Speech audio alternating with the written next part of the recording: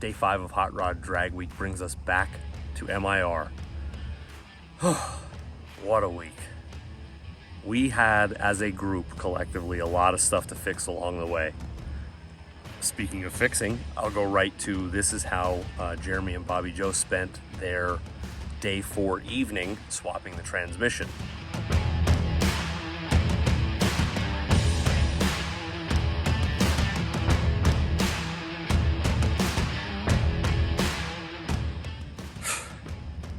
Poor Jeremy and all those driveline failures. They did get the transmission done, got on the road, made it to the hotel, and in the next picture you'll see Friday morning as we're leaving the hotel, the band was all back together ready for Day 5.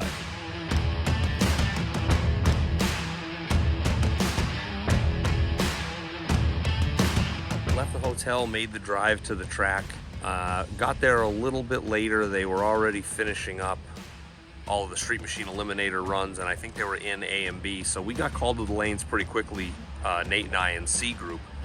And here's my one and only pass of the last day. I wanted to try to make another pass later.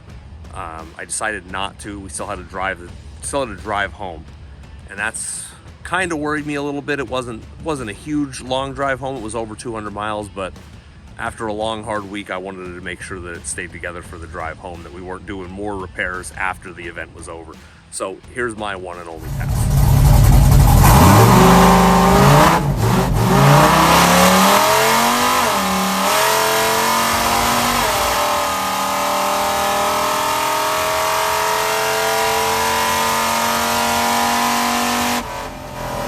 Not off the line well with his 2.1 60-foot time. Goes 13:21 with his Rambler. Savakinis in the Ram SRT10. Truck has an actual Viper engine in it. People don't realize that the Ram truck, like 2500 series, 3500 series, 8-liter V10, really shares virtually nothing with the Viper V10. They're both based on the LA Series Chrysler small block, but by the time they had one in a sports car and one in a 3/4-ton pickup, they had engineered a lot of the similarities right out of them. But these trucks came from the factory with a legit Viper engine, and he just went $11.99 at 116 with his stick-shifted pickup. My worst pass of the week. Nitrous did not work again. It is what it is at this point. Still went in the 11s. Still beat my previous best average for a drag week, which was 11.7. It was 11.47 or something this time. So picked up 0.3 on my overall average. Finished the week, that's always a win. You talk to anybody that does these, finishing the week is a big win. Except for some of the big guys. Some of the big guys are not happy with just finishing. They need to finish at the top. But overall, happy with the truck's performance, just not happy with the nitrous system's performance. But we are addressing that. Up next then is Nate, and here is his pass.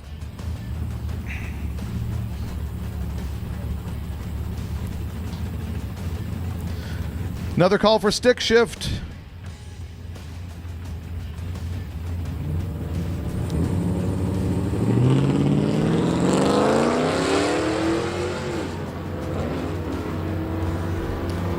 Dan Hatch with the Freiberger aesthetic on his Nova. What would that aesthetic be? Beat. A little bit overweight. And that was Nate's one and only pass for the day. He also finished the week 13.5 at 107. Not his best pass, but also not his worst. But hey, finished the week, drove the car there, ran the event. We're going to drive him back home, and he's going to make it just fine getting home as well. So 1,400 miles in 6 days is, nobody can say that these aren't street cars, right? But yeah, Nate finished the week too, and then we move on to Jeremy next, and I have a bunch of pictures of Jeremy removing a little bit of weight to try and get some better ETs out of the truck. So here's those pictures, and then his run will come up after that.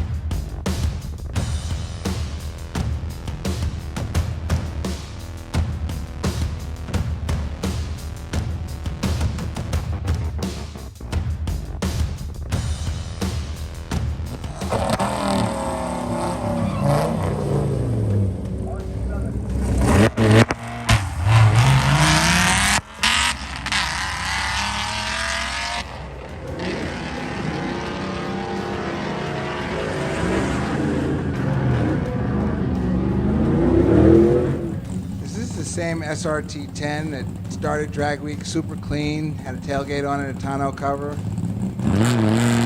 You know, I think is he trying to ditch weight? Maybe he's trying to like crest a personal best. This that SRT10 was borderline show quality when we started this thing. Yeah, and it runs 1305. Maybe he's trying to get into 12s. I haven't looked up his week-long data. 107 miles an hour.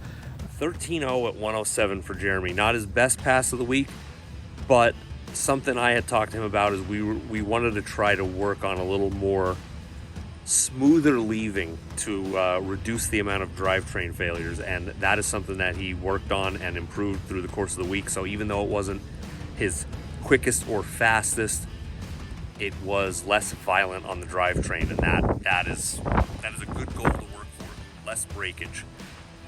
So let's move on then to Jansen's Pass. Thankfully, I had a video of Jansen's Pass because, as you will see, the live stream video of Jansen's Pass is about useless because the car next to him puffs a bunch of smoke out, and I don't know if they thought maybe it was going to catch on fire, which would have made better video. So that's why they stayed with the Tempest wagon, I believe it was. But here you go. Here's Jansen.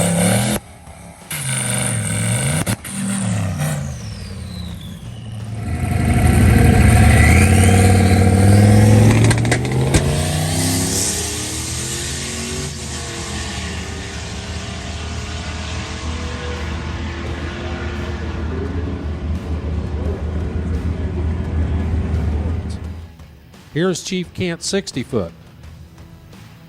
Over here on the right-hand side.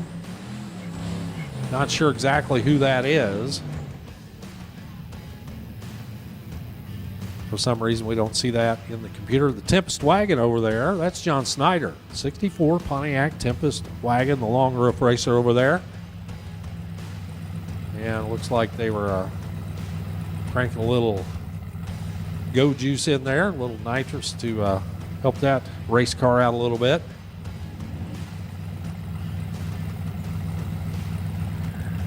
It's amazing the variety of race cars that we see out here that are participating in drag weekend at this event.